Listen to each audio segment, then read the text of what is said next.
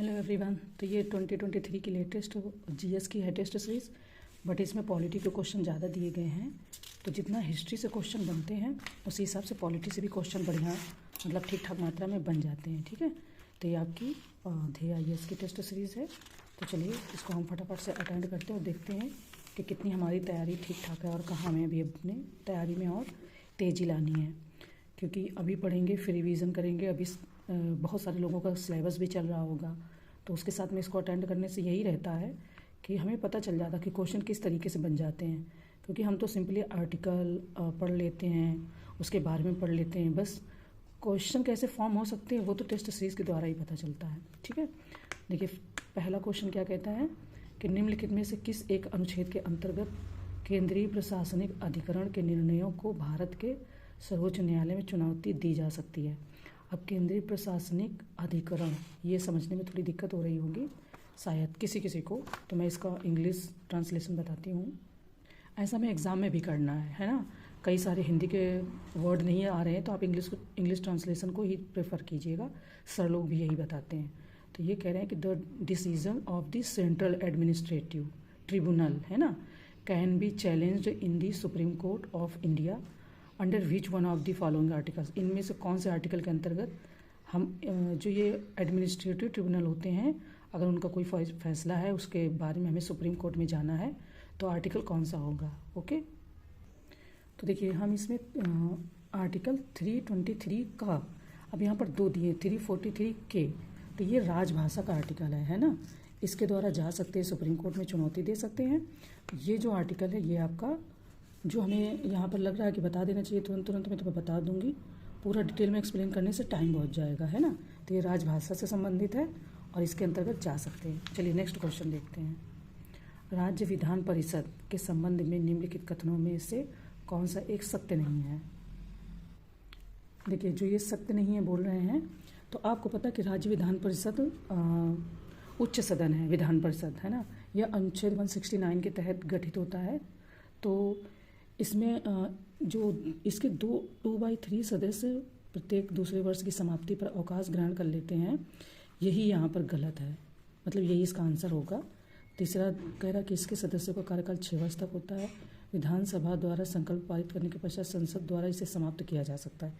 तो ये सही है। आपको पता है कि विधान परिषद को विधानसभा द्वारा संकल्प पारित करने के पश्चात संसद है ना, संसद में दोनों सदन आते वो इसे समाप्त कर सकती है।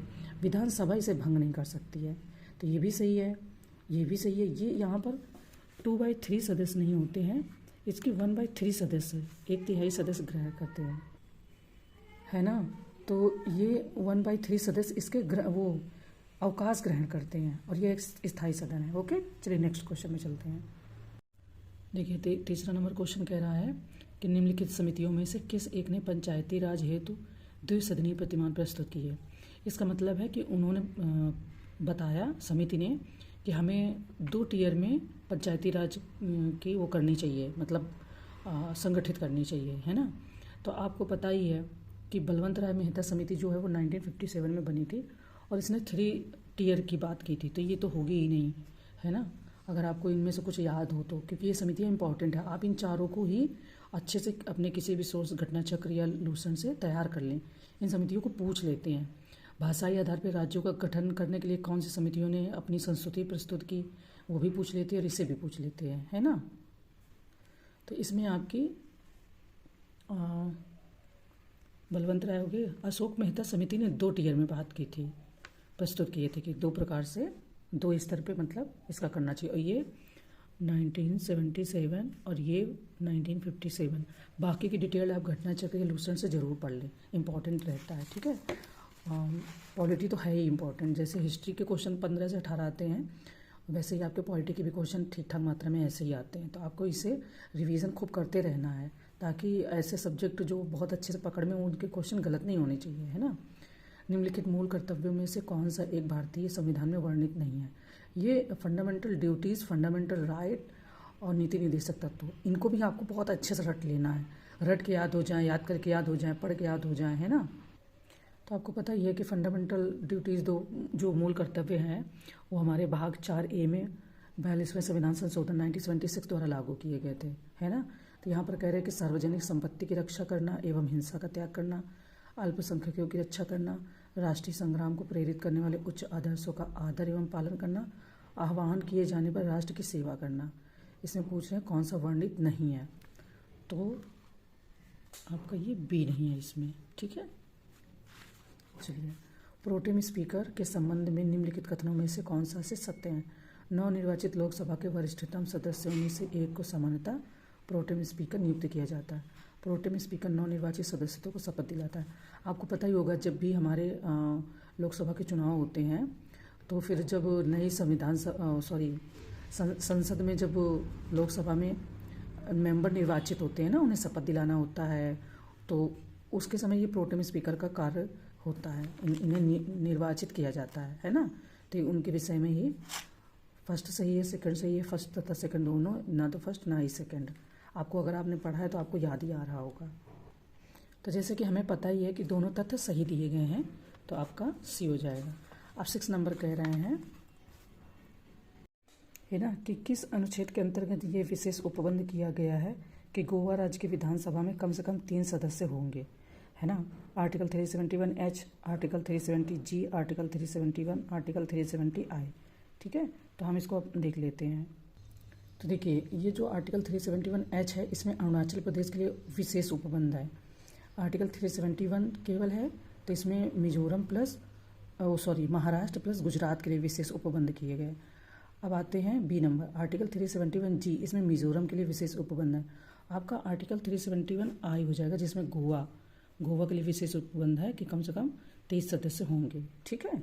तो आप इन आर्टिकल को भी नोट डाउन कर ले, तो आपको इससे हेल्प मिलेगी। आप कभी ये आर्टिकल आपके सामने आएंगे तो आपको तुरंत ही रिकॉल हो जाएगा या आइडिया आ जाएगा, है ना, कि हाँ हमने इसको पढ़ा था, तो इसका ये मतलब हो जाएगा, ठीक है। चलिए 7 नंबर क्वेश्चन। नीचे 2 कथन दिए गए, जिनमें से एक को वही कारण कथन का है। उपराष्ट्रपति के निर्वाचन में संसद के मनोनीत सदस्य भाग नहीं लेते, किंतु राज्यों के विधानसभा सदस्य भाग लेते हैं। आपको मनोनीत सदस्य और भाग नहीं लेते, किंतु राज्यों के विधानसभा सदस्य भाग लेते हैं। कारण, राज्य विधान परिषद के सदस्य राष्ट्रपति या उपराष्ट्रपति के निर्वाचन में भाग नहीं लेते। तो इसमें से हमने जैसे पढ़ रखा है, आपने कहीं से भी किसी भी सोर्स से पढ़ा होगा, पैड कोर्स से पढ़ा होगा, तो आपको इसका आंसर तो आ ही गया होगा तुरंत में ही। देखिए, इन्होंने इस जगह पे इस कथन को उल्टा कर दिया है। उपराष्ट्रपति के निर्वाचन में संसद के मनोनीत सदस्य भाग लेते हैं, इन्होंने ऐसे कर दिया है। किंतु राज्यों के विधानसभा सदस्य भाग लेते हैं, इन्होंने कर दिया नहीं लेते हैं, है ना, जबकि यहाँ पर लेते हैं, ये यहीं पर गलत हो जाता है। इसके बाद में तो कारण बता रहे हैं, तो फिर इसके हिसाब से एक गलत है परंतु आर सही है, ठीक है। इसका डी आंसर सही हो जाएगा। ये थोड़ा सा प्रिंटिंग है, उन्होंने अपना नाम दे दिया है, मैं आपको पढ़ के बता देती हूँ। कृषि सहकारिता और उद्योग के लिए एक अखिल भारतीय सेवा का गठन करने की सिफारिश निम्न में से किस आयोग ने की थी, है ना, कृषि सहकारिता। तो देखिए, सन 1983 में विचार किया गया था और न्यायाधीश रणजीत सिंह सरकारिया के अध्यक्ष में एक समिति का गठन करने को बोला गया था, और इस आयोग ने नवंबर 1987 में अपनी रिपोर्ट सरकार के सामने प्रस्तुत की गई थी, मतलब किया था उन्होंने, है ना। तो सरकारिया आयोग हो जाएगा आपका बी। इन्होंने ही कृषि मतलब केंद्र राज्य संबंधों के संपूर्ण ढांचे पर विचार करने के लिए इन्होंने ही समिति का इनसे बोला गया था गठन करने को, ठीक है। चलिए, भारतीय संविधान के भाग 4 में वर्णित प्रावधानों के संबंध में निम्नलिखित कथनों में से कौन सा से सत्य है। इस भाग के प्रावधान किसी भी न्यायालय में परिवर्तनीय नहीं है। देखिए, मैंने कहा था ना, फंडामेंटल राइट्स, फंडामेंटल ड्यूटीज़ और नीति निर्देशक तत्व को खूब बढ़िया से आप याद करिए। उसके क्वेश्चन घुमा फिरा के बनाते ही रहते हैं, और टेस्ट सीरीज से हमें यही हेल्प मिलती है कि क्वेश्चन कैसे भी पूछ सकते हैं, है ना। तो देखिए, इस भाग के प्रावधान किसी भी न्यायालय में, तो ये नीति निर्देशक तत्व की बात हो रही है 36 से 51 तक की, है ना। तो आपको पता ही है कि राज्य को नीतियाँ बनाने के लिए ये प्रेरित तो करते हैं, मगर हर किसी को अगर ये अधिकार दे दिया जाए कि आपका कोई नीति निर्देशक तत्व मतलब खतरे में है, या आपको ऐसा महसूस हो रहा है आप न्यायालय चले जाएं, तो फिर वैसे ही न्यायालय में इतने केस लंबित पड़े हैं और हो जाएंगे। तो इसलिए नीति निर्देशक तत्व को मतलब प्रवर्तनीय नहीं, मतलब ये फोर्सिएबल नहीं है इनके लिए। ये नहीं कि आप जैसे फंडामेंटल राइट्स के लिए आप जा सकते हो हाई कोर्ट या सुप्रीम कोर्ट, तो इनको लिए नहीं जा सकते हो। अगर सारी चीज़ों को ऐसे बना दिया जाएगा तो ये फिर दिक्कत करेंगे, परेशानी आएगी, है ना। तो उस हिसाब से इसके कथन दोनों ही सही हैं, है ना। चलिए 10 नंबर क्वेश्चन देखते हैं। निम्नलिखित में से किस अनुच्छेद के अंतर्गत लोकसभा में अनुसूचित जातियों अनुसूचित जनजातियों के लिए आरक्षण का प्रावधान है ना। अब ऐसे ही आर्टिकल यूपी पीसीएस में खूब दे देते हैं, मिलान के लिए दे देते हैं, या एक या दूसरे का ऊपर नीचे कर देते हैं, इसकी चीज़ को इसमें और इसकी जो लाइन है उसको दूसरे में कर देते हैं। अब वहाँ पर हमें अपनी बुद्धि से, अपने गेस वर्क से क्वेश्चन को टैकल करना होता है, ठीक है। तो जैसे आपने पढ़ाई होगा आरक्षण के बारे में बात उठती रहती है, तो ये आपके आर्टिकल 330 के द्वारा ही मतलब प्रावधान है ना। देखिए वैसे भी आपकी 84 शेड्यूल मतलब क्या बोलते हैं अनुसूचित जाति और 47 अनुसूचित जनजाति के लिए आरक्षित हैं सीटें, है ना। तो ये हो गया। चलिए नेक्स्ट चलते हैं क्वेश्चन। अब देखिए तोड़ तोड़ के भी पूछ लेते हैं। भारतीय संविधान के अनुच्छेद 17 एवं 18 द्वारा निम्नलिखित में से किस प्रकार की समानता प्राप्त करने का प्रयास किया गया। तो 17 का बहुत अच्छे से पता है कि छुआछूत के अस्पृश्यता के बारे में है, और 18 के बारे में पता है कि उपाधियों का अंत है। तो दोनों को मिला के पूछ रहे हैं कि किस प्रकार की समानता प्राप्त करने का प्रयास किया गया। तो छुआछूत अगर नहीं होगी तो समाज में एकता आएगी, उपाधियों का अंत होगा तो समाज में बराबरी आएगी। तो इस हिसाब से आपका सी हो जाएगा, है ना। नेक्स्ट, निम्नलिखित में से कौन सा एक कार्य भारत के सर्वोच्च न्यायालय द्वारा नहीं किया जाता है। नागरिकों के मौलिक अधिकारों की रक्षा, न्यायिक पुनरावलोकन, दंडित कैदियों को क्षमादान करना, राज्य एवं केंद्र के मध्य उत्पन्न विवादों का निर्णय करना। तो आपको पता है राज्य एवं केंद्र के मध्य उत्पन्न विवादों का निर्णय करना ही सर्वोच्च न्यायालय करता है। न्यायिक पुनरावलोकन भी करता है, नागरिकों के मौलिक अधिकारों की रक्षा तो करने के लिए है ही, हम यहीं पर जा सकते हैं। दंडित कैदियों को क्षमादान ये नहीं कर सकता, क्योंकि ये लास्ट में आपने कहीं इसको पढ़ा या देखा होगा कि इस क्षमादान की शक्ति आपके राज्यपाल और राष्ट्रपति में नहीं है ना। तो यही नहीं करता। चलिए नेक्स्ट, सूची फर्स्ट को सेकंड से मिलान करते हैं तथा सही उत्तर चुनना है। Article 320, article 330, article 323A, article 324। तो आपको पता होगा 324 तो सीधे सीधे निर्वाचन आयोग से संबंधित है। अनुसूचित जातियों और जनजातियों की भी अभी हमने 330 में बात की है। तो B4 है ना, D1 और B4,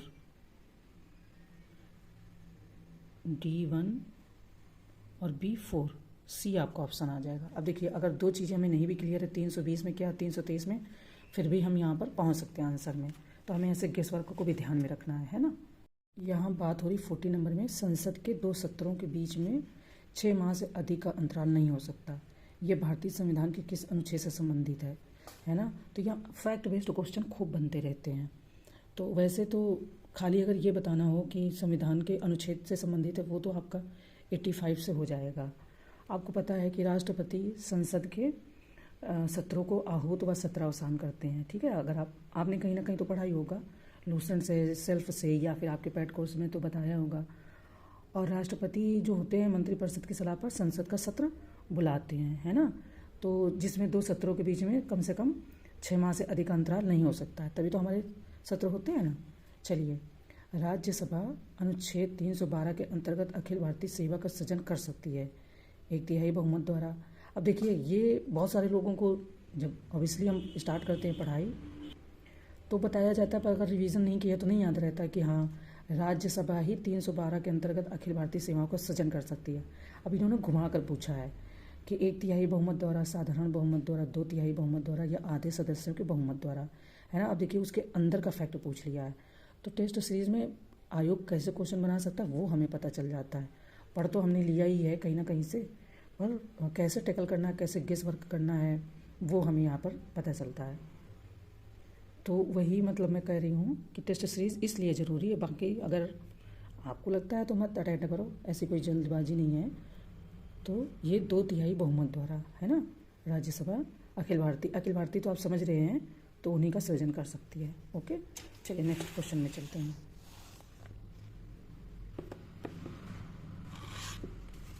निम्नलिखित में से किस पदाधिकारी को हटाने में संसद की भूमिका नहीं होती। अभी देखिए इसके पहले पूछा था कि सर्वोच्च न्यायालय की भूमिका, है ना। उच्चतम न्यायालय के न्यायाधीशों को हटाना, राज्य निर्वाचन आयुक्त को हटाना, महान्यायवादी को हटाना, लोकपाल के सभापति एवं सदस्यों को हटाना। तो संसद की भूमिका नहीं होती है। आपको यहाँ खुद ही आइडिया लग गया होगा, है ना। देखिए, आपको पता है कि महान्यायवादी जो होते हैं अब वो राष्ट्रपति के प्रतिवेदन पे ही ज्वाइन किए जाते हैं। उनको मतलब ऐसे कोई शपथ तो दिलाई नहीं जाती है या हटाने के लिए कोई अभियोग लाना पड़ता है उस तरीके से। आपको पता ही है कि महान्यायवादी राष्ट्रपति के प्रसाद पर्यंत काम करते हैं और आर्टिकल 76 इनकी जो ज्वाइनिंग होती है वो आर्टिकल 76 के द्वारा होती है। और राष्ट्रपति ने अगर मंत्रिपरिषद की सलाह पर इन्हें हटाना चाहे तो ये हट जाते हैं। तो इनके लिए संसद में कोई ऐसा प्रावधान करने की ज़रूरत नहीं पड़ती कि नहीं संसद बैठे या फिर बातचीत, तो ऐसा कुछ भी नहीं है। चलिए, मैं दोनों सीरीज़ को पैरेलल में चला रही हूँ। उस तरफ मैं जीएस चला रही हूँ, वो दृष्टि की है। पहले वीडियो में मैंने आपको जीएस की अपलोड की है, दृष्टि की, उसे आप अटेंड कर लें तो उससे आपकी जो जीएस की चीज़ है वो क्लियर होंगी।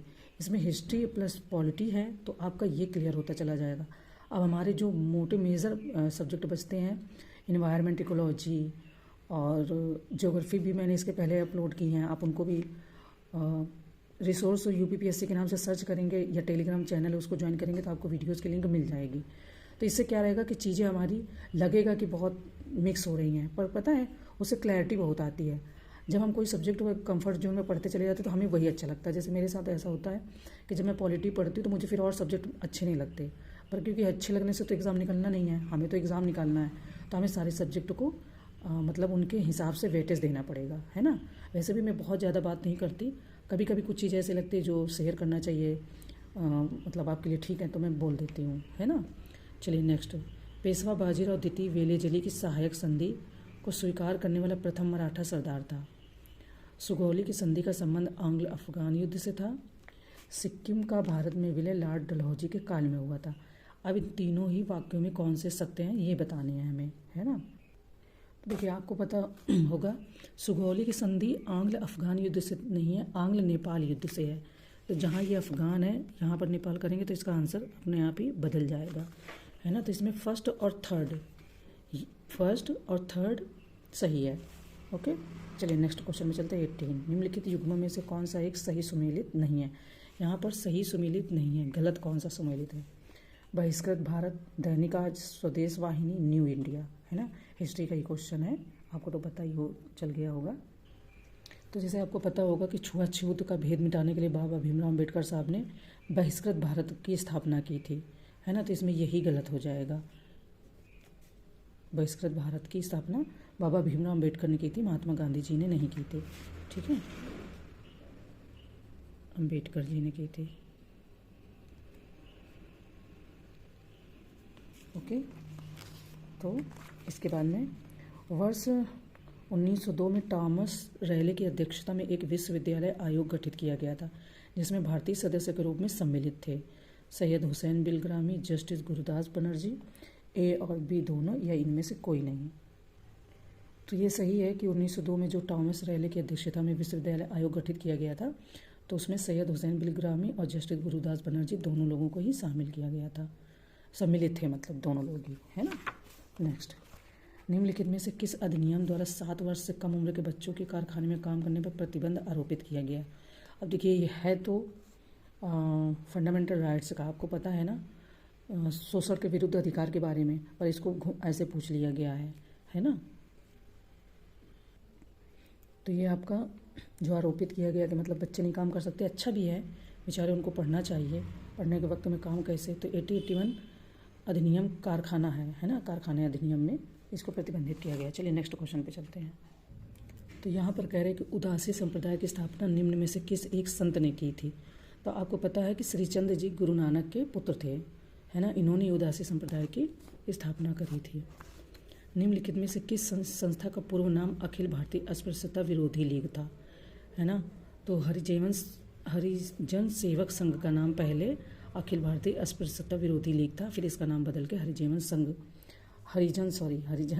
सेवक संघ कर दिया गया था, है ना। और वैसे जो इसकी स्थापना की गई थी वो 1932 में की गई थी, ठीक है, अगर आपको याद रहे तो इसे भी नोट कर लीजिएगा। चलिए, निम्नलिखित कथनों पर विचार करें। यह तुर्की भाषा में प्रवीण था, इसे जहांगीर ने 400 मनसब प्रदान किया, इसे इंग्लिश खां अथवा फिरंगी खां की उपाधि प्राप्त हुई, उपरोक्त कथन किससे संबंधित है। तो यानी कि जो ये बातें कही जा रही वो इन 3-4 लोगों में से किसी एक से संबंधित है, कि मतलब उसे इतनी उपाधि दी गई थी।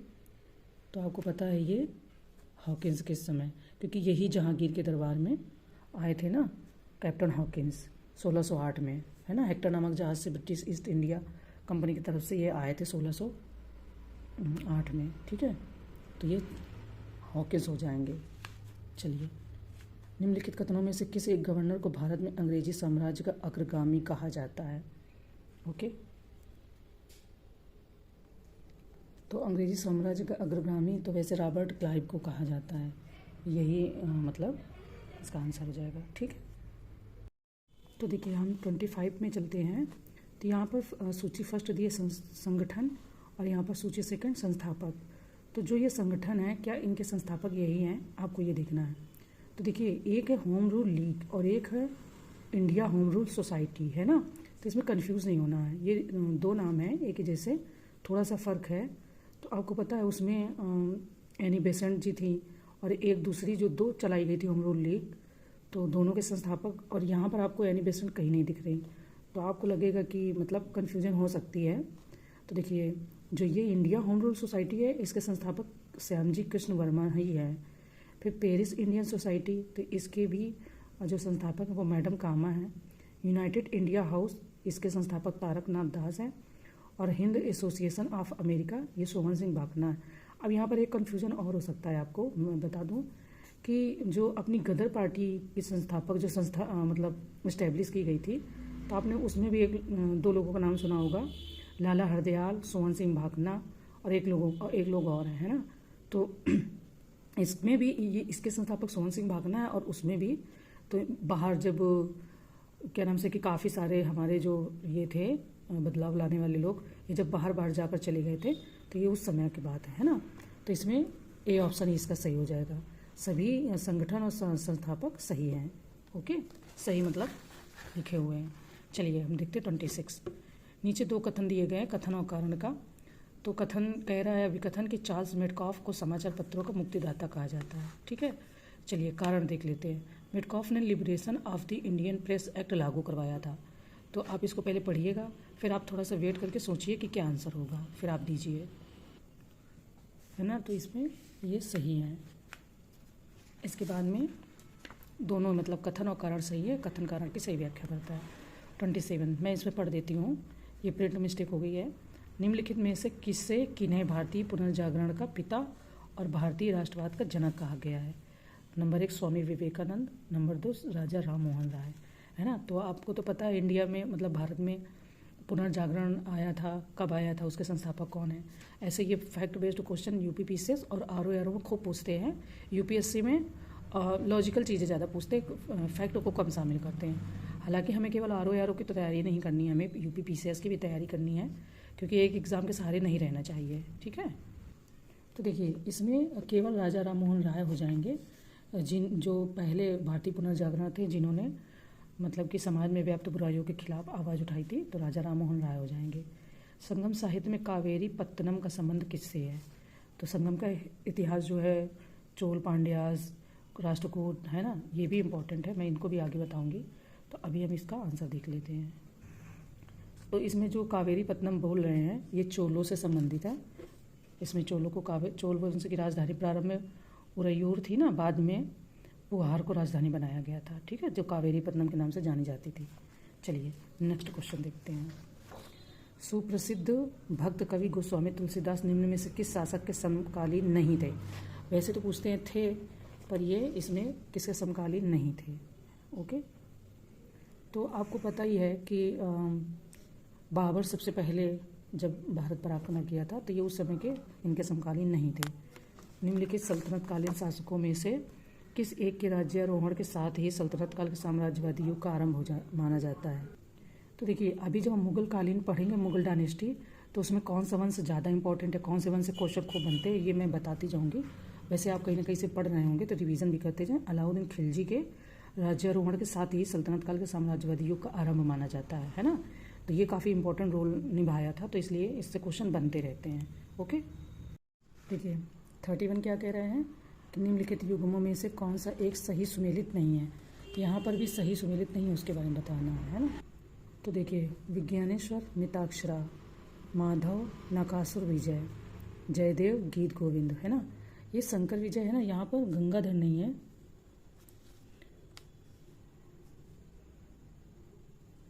ना। तो जो शंकर विजय की रचना है इसको विद्यारण्य द्वारा की गई है, ना कि गंगाधर, विद्यारण्य, ठीक है। तो यही इसका आंसर हो जाएगा। चंद्रगुप्त प्रथम के संबंध में निम्नलिखित कथनों में से कौन सा से सत्य है। यहाँ पर सत्य बताना।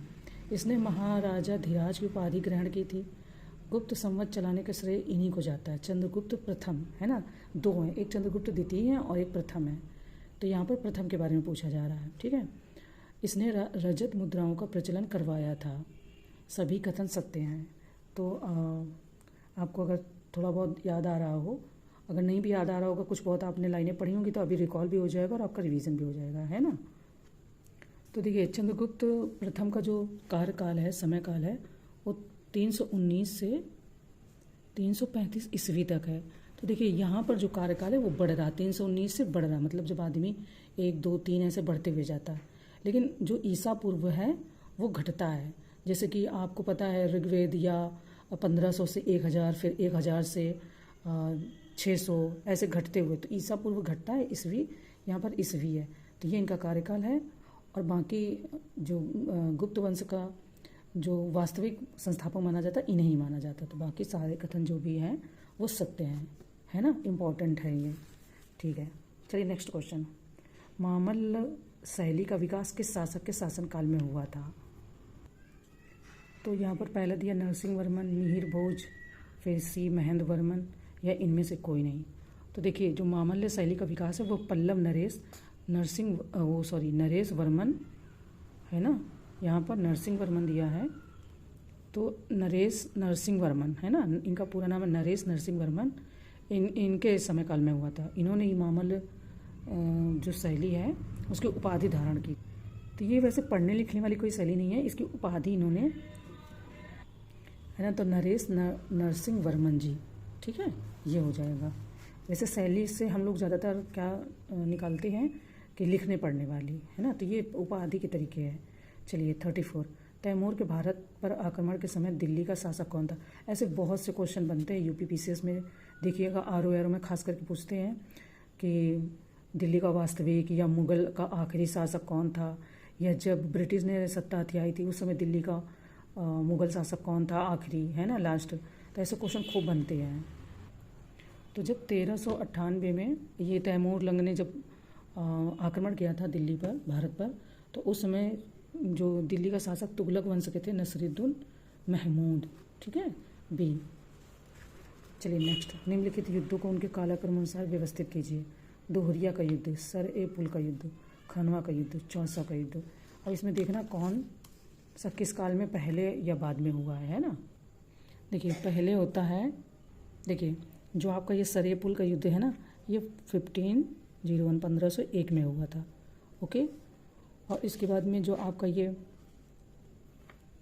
आते हैं, ये आपका 1527 में हुआ था, ये खानवा का युद्ध। दोहरिया का युद्ध आपका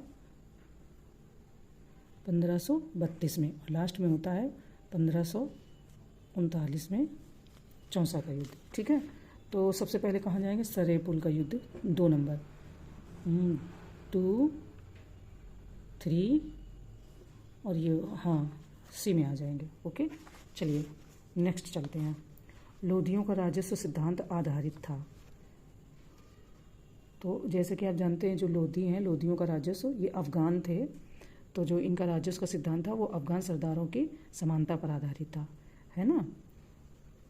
तो अफ़गान सरदारों की समानता पर आधारित था। चलिए ये देखिए, फिर कथन कारण का है। सिंधु सभ्यता आग्द ऐतिहासिक काल की सभ्यता है।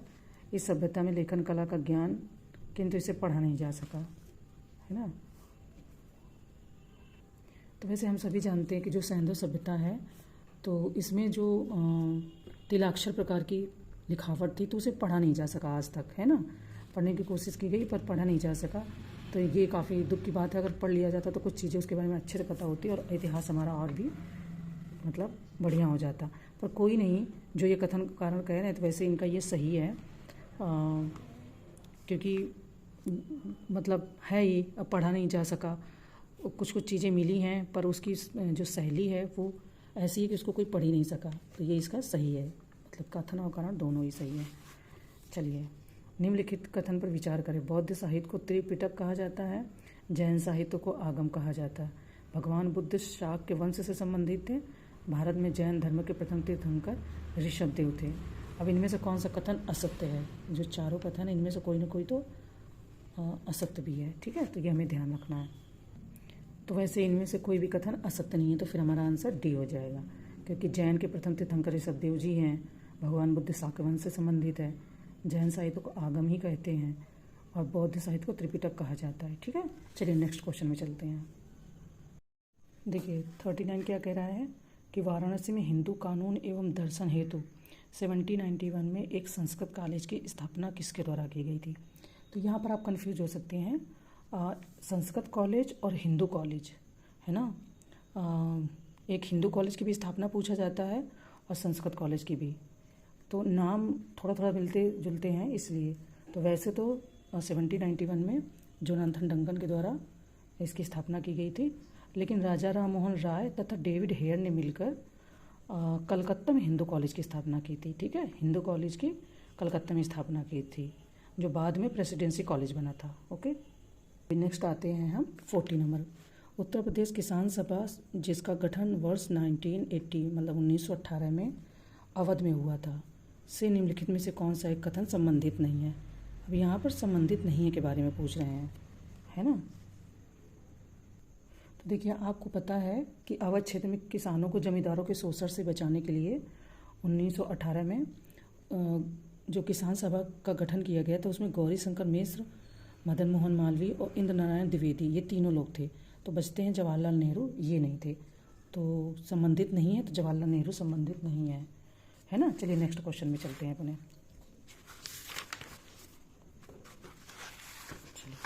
41 वायसराय वेवेल द्वारा वर्ष 1945 में 1945 में आयोजित शिमला सम्मेलन में कांग्रेस के प्रतिनिधि मंडल का नेतृत्व निम्नलिखित में से किसने किया था?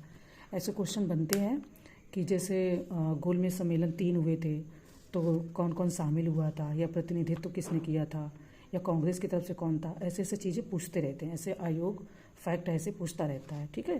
तो थोड़ा सा इस पर ध्यान रखना है। तो इसीलिए मैं कुछ चीज़ें, कुछ ऐसे फैक्ट है जिनमें बहुत समय नहीं लग रहा था, मैं बता देती हूँ, अदरवाइज़ मैं अवॉइड करती हूँ क्योंकि टाइम बहुत लग जाता है। तो इसमें प्रतिनिधिमंडल का नेतृत्व अबुल कलाम आज़ाद ने किया था। कैबिनेट मिशन योजना के सदस्य थे। अब देखिए ऐसे पूछ लेते हैं ना, कैबिनेट मिशन योजना के सदस्य। तो आपको पता ही है कि 1945 में पहले वेवेल योजना शिमला में आयोजित हुआ था। इसके बाद में ही 16 मई 1946 यानी उससे 1 साल बाद कैबिनेट मिशन योजना मतलब भारत आई थी, जिसमें नया संविधान अस्थायी सरकार की बात की गई थी। तो सदस्य कौन थे? Lord Pethick, Lawrence, sir Stafford Cripps और एवी अलेक्जेंडर, हाँ, ये चारों लोग थे, ठीक। चलिए, निम्नलिखित युगों में कौन सा एक सही सुमेलित नहीं है? मध्यकालीन संत हैं और इनके कार्य क्षेत्र: शंकरदेव असम, मलुकदास राजस्थान, नरसिंह मेहता गुजरात और नामदेव महाराष्ट्र। आपको इनमें से पहले देखना है, पढ़ना है, फिर वीडियो को रोक के सोचना है, क्योंकि ये चीज़ें बहुत काम आती हैं। फैक्ट हमें यहाँ से भी काफ़ी सारे तैयार हो जाते हैं, है ना। तो यहाँ पे आपको वैसे ही देखना, जो ये मलुकदास नाम दिया है ना राजस्थान, तो ये यहाँ पर गलत हो जाएगा, क्योंकि जो ये हैं इनका जो आज का प्रयागराज है, प्रयागराज के कड़ा में इनका जन्म हुआ था। तो वैसे भी इनका जो कार्य क्षेत्र हो जाएगा वो पूर्वी उत्तर प्रदेश हो जाएगा, ठीक है। चलिए नेक्स्ट चलते हैं। निम्नलिखित घटनाओं में से कौन सी एक कालक्रम के अनुसार अंतिम स्थान है? सती प्रथा पर प्रतिबंध, रॉलेट अधिनियम, Wood's despatch, vernacular press act. तो मैंने अपने टेलीग्राम चैनल पे जो ऐसे फैक्ट होते हैं और अगर इनका कोई सरलतम उपाय हो सकता है जिससे हमें ये याद रहें, तो मैं उसमें शेयर कर देती हूँ, आप वहाँ से देख सकते हैं। अगर इसके बावजूद आपको वहाँ जाना ठीक नहीं लगता है तो एक बार मैं यहाँ फिर आपको इसके बारे में बता देती हूँ, ठीक है।